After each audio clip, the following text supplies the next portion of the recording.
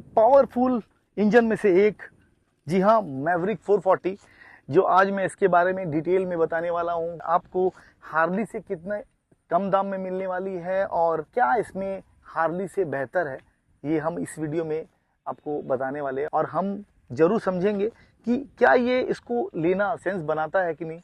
तो नमस्कार दोस्तों, मेरा नाम है जगजीत सिंह और आप देख रहे हैं व्हील ड्रिफ्ट। सबसे पहले इसके इंजन और पावर फिगर की बात कर लेते हैं। तो इंजन इसका जो है 440 सीसी का मिल जाता है। सस्पेंशन की बात कर ले तो यहाँ पे आपको सस्पेंशन जो है यहाँ पे टेलीस्कोपिक ही मिलता है। अब आप बोलोगे कि टेलीस्कोपिक मिलता है और वहाँ पे आपको एचडी मिलता है जो आपको हार्ली में मिलता है, बट ऐसा आपको इसलिए मिल रहा है क्योंकि हीरो जो है काफ़ी कॉस्ट इफेक्टिव मानी जाती है और आपको बहुत अच्छे प्राइस रेंज में आपको यहाँ पे एक 440 सीसी की इंजन जो है यहाँ पे देखने को मिलेगी। तो मैं आगे बढ़ता हूँ। तो यहाँ पे आपको जो टेलीस्कोपिक शॉक ऑब्जर्वर मिलते हैं वो 43 डायमीटर के हैं। और अगर इसके फेंडर की बात करें, यहाँ पे आपको फेंडर मेटल्स के मिलते हैं, जो मेटल आपको काफ़ी अच्छा वाइब्रेशन वगैरह नहीं होने वाला। और यहाँ पे क्लिपिंग भी दी गई है, तो वाइब्रेशंस के जो चांसेस है बहुत कम होने वाले हैं। अगर रेयर सस्पेंशन की बात करें तो यहाँ पे आपको रेयर सस्पेंशन 2 वे कॉइल ओवर जो सस्पेंशन यहाँ पे देखने को मिलते हैं। अब आप बोलोगे कि मोनोशॉक तो मिला नहीं, पर मोनोशॉक अगर नहीं मिला, जैसे मैंने आपको बोला कि हीरो जो है हमेशा अपने प्रोडक्ट में कॉस्ट इफेक्टिव जरूर रहती है, कहीं ना कहीं कॉस्ट कटिंग करती है, तो वो आपको कहीं ना कहीं दिखेगा। और 440 सीसी जैसे मैंने बोला आपको इंजन यहाँ पे मिलता है। और के अर्गोनॉमिक्स के बारे में भी हम लोग जाएंगे, बट इस सस्पेंशन की बात करें तो ये सस्पेंशन का रिस्पांस भी काफ़ी अच्छा है। और मैं आपको इसकी राइड रिव्यू भी बताऊंगा कि कैसा इसका सस्पेंशन का जो है रिस्पांस है। अब हम चलते हैं इसके फिट एंड फिनिश की बात करें कि क्या इसमें आपको मिलता है, क्या मटेरियल्स है, क्या कलर की पेंटिंग, इसकी क्वालिटी क्या है, ये हम लोग जरूर बताते हैं। तो सबसे पहले जो आपको यहाँ पे ब्रांडिंग दी गई है मैवरिक की, ये काफ़ी अच्छी देखने को मिलती है। थोड़ी सी 3D आपको देखने को मिलेगी। ग्राफिक्स भी आपको नीचे दिखाई दिए गए हैं 440 जैसे आपको इंजन जैसे दर्शाती है। और अगर इसके शॉट्स देखे जाए तो यहाँ पे भी आपको काफ़ी अच्छा यहाँ पे मिलने वाला है। जैसे ये मेटल का मुझे नहीं लग रहा, ये फाइबर का देखने को मिलता है। और अगर इसके जो अर्गोनॉमिक्स की बात करें, दो पोस्चर की बात करें, तो यहाँ अगर मैं बहुत बैठता हूँ, मेरी जो हाइट है ये 5'8" है। इसकी जो सीट हाइट है ये 803 है। मेरे जो पैर है बहुत अच्छे से जो है ग्राउंड हो रहे हैं। और अगर मैं इसके पोस्चर की बात करूं तो यहाँ पे आपको मिड सेट दिया गया है जो फुट पैक्स। और अगर इसकी हैंडल बार की बात करें, हल्के से अपराइट है और वाइडर में आपको यहाँ पे देखने को मिलते हैं। टैंक की बात कर लें तो टैंक में जो कैपेसिटी है 13.5 लीटर की आपको टैंक कैपेसिटी मिलती है। और ये जो है इसका मेटल काफ़ी अच्छा है, क्वालिटी काफ़ी अच्छी यहाँ पे आपको देखने को मिलती है। जैसे मैंने आपको कहा ना, कहीं कहीं आपको कॉस्ट इफेक्टिव लगेगा। जैसे कि सस्पेंशन देखोगे तो आपको टेलीस्कोपिक मिलता है। जैसे आपको RE यानी कि रॉयल एनफील्ड के जितने भी एक आध दो वेरिएंट जो है छोड़ने के बाद आपको सारों में वही 43 mm डायमीटर की टेलीस्कोपिक मिलती है, वैसे ही यहाँ पे भी देखने को मिलती है।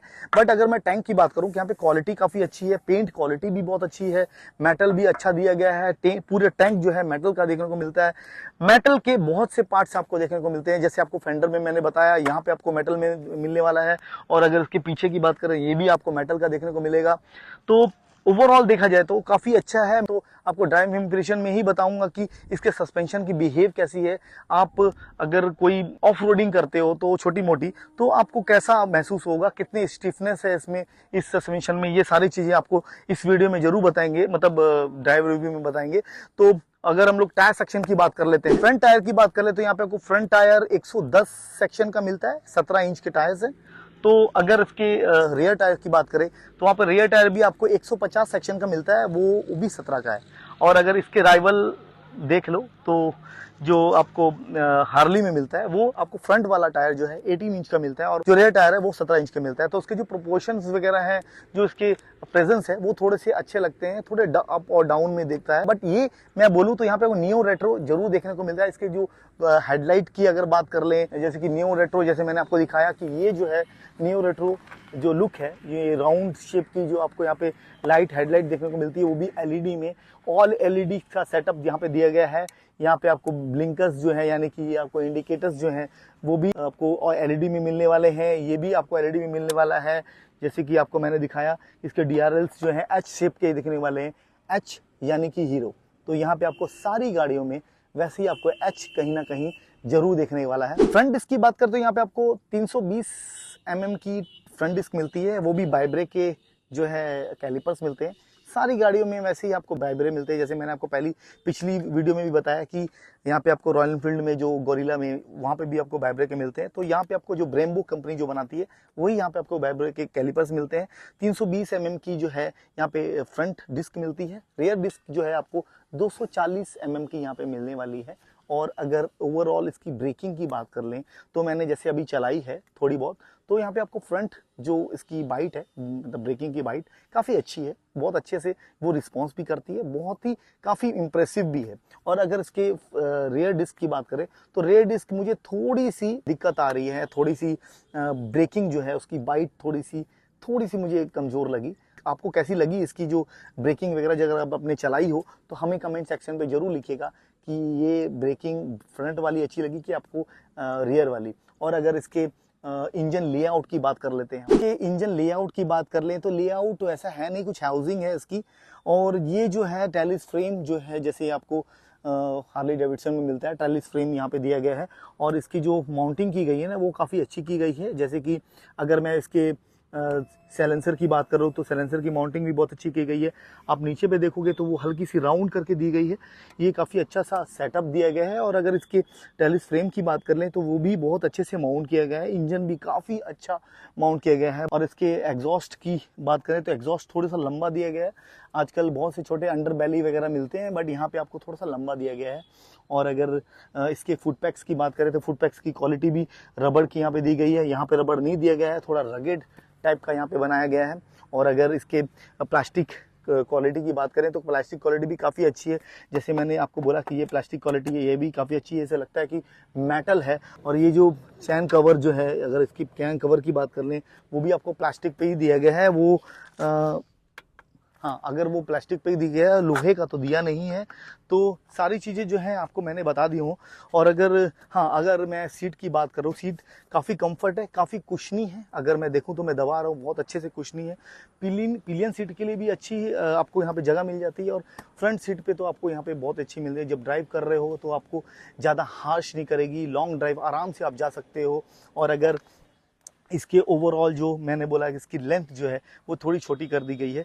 अगर लेंथ इसके हिसाब से अगर आप बोलोगे हार्ली डेविडसन को, तो हार्ली डेविडसन की लेंथ इससे थोड़ी सी ज़्यादा है।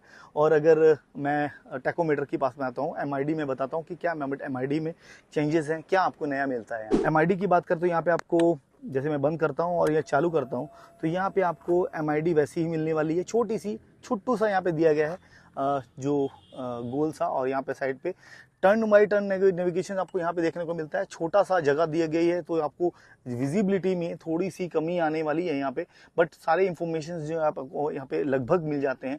जैसे कि अगर मैं बोलूँ तो यहाँ पे ट्रिप ए, ट्रिप बी, और ये जो है ऑल ओवर किलोमीटर रेंज जो है वो सारी चीज़ें बता देंगे। ऑडोमीटर जो है 32 जो दिया गया है, यहाँ पे फ्यूल गेज दिया गया है। और ओवरऑल आरपीएम भी यहाँ पे आपको दर्शाया गया है, यहाँ पे मतलब एक्चुअली दिया गया है। और यहाँ पे इंडिकेटर्स के दिए गए हैं। यहाँ पे साइड स्टैंड, जैसे मैंने आपको बोला कि यहाँ पे अगर आप इंजन जो कटअप जो है वो आपको दिया गया है। और इसके फ्यूल के जितने भी इंडिकेटर्स जो यहाँ पे दिए गए हैं, हज़ार्ड जो लैंप है यहाँ पे दिया गया है। और अगर मैं स्विचेस की बात कर लूँ तो यहाँ पे स्विचेस जो है ओवरऑल सारी चीज़ें मतलब एसओएस यहाँ पे देखने को मिलेगा। जो आपको हीरो के जो कनेक्टेड कार यानी हीरो के जो कनेक्टेड फीचर्स जो हैं वो आप मोबाइल पे आराम से इसको कर सकते हो। आपके सारे मैसेज जो है वहाँ पे आपको दिखेंगे। और आप ब्लूटूथ से कनेक्टिविटी कर सकते हो। हज़ार्ड लैम्प की जो है पोजीशनिंग यहाँ दी गई है। यहाँ पे किल स्विच दिया गया है, स्टार्ट और किल स्विच जो आपको यहीं पे दिया गया है, तो यहाँ पे आप कर सकते हो। यहाँ पे आप देखोगे तो ये स्विचेस भी आपको अच्छा है दिखेगा। यहाँ पे हॉर्न देखोगे तो हॉर्न की आवाज़ जो है ऐसे यहाँ पे देखने को मिलती है। यहाँ पे जो है इंडिकेटर्स के जो पोजीशनिंग यहाँ की गई है। और अगर देखा जाए तो इसके पासेस की स्विचेस जो हैं यहाँ पे दिए गए हैं इस तरफ, तो ये पासेस के स्विचेस दिए गए हैं इस तरफ। यहाँ पे स्लीपर क्लच असिस्ट जो है ज़रूर यहाँ पे देखने को मिलता है। और अगर इसके मिरर की बात करें तो मिरर भी काफ़ी गोल और काफ़ी रेट्रो लुक टाइप का यहाँ पे देखने को मिलता है। जैसे आपको रॉयल एनफील्ड में जैसे वो रेट्रो है, और वैसे ही आपको यहाँ पे भी देखने को मिलेगा। राउंड शेप की आपको यहाँ पे मिरर्स देखने को मिलते हैं। और ओवरऑल जो इसके फ्रंट प्रोपोर्शन और फ्रंट इसके एर्गोनॉमिक्स हैं काफ़ी अच्छे यहाँ पे देखने को मिलते हैं। ब्रेकिंग, इंजन कैसा हाश हो रहा है, और अब मैं कितनी टॉप स्पीड में जा सकूं, और सारी चीज़ें जो हैं हम नेक्स्ट वीडियो में ज़रूर बताएंगे। की दी गई है वो की आपको ऐसे कुछ देखने को मिलती है, तो टिपिकल वैसे ही जो हीरो में देखने को मिलेगी। यहाँ हीरो दी गई है और यहाँ पे हीरो का लोगो दिया गया है। यहाँ पे मैं ऑन कर देता हूँ। ओवरऑल देखा जाए तो ये सब सारी चीज़ें मैंने आपको बता दी। गियर शिफ्टिंग की बात कर लें, यानी कि ट्रांसमिशन की बात कर लें, 6 स्पीड गियर जो है यहाँ पे आपको जरूर देखने को मिलता है। अब हम बात करते हैं इसके वेरिएंट की। तो वेरिएंट इसके 3 होते हैं, एक बेस होता है, एक मिड है और एक इसका जो है इसका टॉप एंड आता है। तो बेस की बात करते हैं तो यहाँ पे बेस में आपको ये वाली जो 3D वाली जो है ना वो देखने को नहीं मिलेगी। यहाँ पे ग्राफिक्स वगैरह ही देखने को मिलेगा जिसे मैवरिक लिखा गया है। और ओवरऑल जो आपको अलॉय व्हील्स वगैरह नहीं मिलते हैं, कनेक्टेड जो है फीचर्स वगैरह वो भी नहीं मिलते हैं। और अगर मिड पे जाओगे तो वहाँ पे अलॉय व्हील तो जरूर मिलते हैं, ये वाली चीज़ें भी मिलेंगी, बट वहाँ पे आपको कनेक्टेड फीचर्स जो है वो नहीं मिलने वाले। जैसे हीरो के कनेक्टेड फीचर्स हैं वो नहीं मिलने वाले, SOS वगैरह। और अगर इसके टॉप एंड में जाएंगे तो वो सारी चीज़ें आपको यहाँ पे देखने को मिलती हैं। और सारी चीज़ें जो है वो जो टॉप एंड में मिलती है वो सारी चीज़ें मिलेंगी, जैसे कि अलॉय व्हील्स हो गए, कनेक्टेड कार हो गए, कनेक्टेड फीचर्स वगैरह हो गए हीरो के, वो मिलने वाले हैं। और अगर इसकी कलर्स की बात करें, यहाँ पे 4 कलर्स यहाँ पे देखने को मिलते हैं, जैसे वाइट एक है, एक रेड है, एक ब्लू है और एक ब्लैक है। तो 4 कलर हैं वो अलग अलग, और एक मैट में आते हैं, ग्लॉसी में आता है, वो अलग अलग आपके जो हैं वो है। बट कलर्स भी बात करें तो यहाँ पे 4 कलर ही मिलते हैं। तो ओवरऑल देखा जाए तो यहाँ पे आपको प्रोपोर्शन वाइज, अगर इसके अर्गोनॉमिक्स वाइज, अगर पोस्चर वाइज, वो सारी चीज़ें जो हैं बहुत अच्छी देखने को मिलती हैं। मैंने जैसे कहा कि न्यू रेट्रो जो लुक है यहाँ पे देखने को मिलेगा। लॉन्ग स्ट्रोक इंजन जो है यहाँ पे देखने को मिलता है। जैसे मैं इसकी इंजन की एक गहराई में जाता हूँ तो यहाँ पे लॉन्ग स्ट्रोक इंजन जो है यहाँ पे आपको देखने को मिलता है। तो लॉन्ग स्ट्रोक इंजन जो है ये आपने पहले रॉयल एनफील्ड में भी देखा होगा। रॉयल एनफील्ड जो है ये बहुत पहले से ही बनाती आ रही है लॉन्ग स्ट्रोक इंजन। तो लॉन्ग स्ट्रोक इंजन में एक चीज़ बहुत अच्छी होती है कि वहाँ पे आपको, अगर आप हायर गियर में हो और लो स्पीड में आप चल रहे हो तो आपकी गाड़ी नॉकिंग नहीं करेगी, गाड़ी आपकी बहुत रिलैक्स चलेगी, कोई प्रॉब्लम नहीं होगी आपकी गाड़ी में, आप आराम से चलोगे। तो ये चीज़ है। और अगर आप गाड़ी हाई, अगर मैं इसकी बात करूँ तो ये 6000 के आसपास में इसकी रेड लाइन है। तो अगर मैं बोलूँ इसका टॉप एंड तो है ही नहीं, और अगर इसके मिड और अगर इनिशियली देखूँ तो ये काफ़ी अच्छा है, बहुत अच्छे से रिस्पॉन्स भी करती है। मैं इसका ड्राइव रिव्यू जरूर लेके आऊँगा और ड्राइव रिव्यू में आपको डिटेल में बताऊँगा इसकी ब्रेकिंग कैसी है। मैंने जैसे आपको बताया भी होगा कि फ्रंट ब्रेकिंग इसकी काफ़ी अच्छी है, जैसे मैंने थोड़ी बहुत चलाई है। तो प्राइस की बात करें तो यहाँ पे आपको पहले 1.99 यानी कि 2 लाख के आसपास में आपको बेस वेरिएंट मिल जाता है। अगर इसके मिड वेरिएंट की बात करें तो 2,14,000 के आसपास मिल जाता है। और अगर इसके टॉप एंड की बात करें, वहाँ पे आपको बेस से ऊपर जो है 24,000 रुपये खर्चा करना पड़ता है, यानी कि 2,24,000 रुपये आपको पे करने होंगे। सारे फीचर्स और सारे जैसे आपको अलॉय व्हील्स वगैरह जो मिलते हैं वो आपको टॉप एंड में ही मिलने वाला है। तो यहीं तक थी हमारी वीडियो, बहुत जल्द मिलते हैं नेक्स्ट वीडियो में। तब तक के लिए गुड बाय दोस्तों।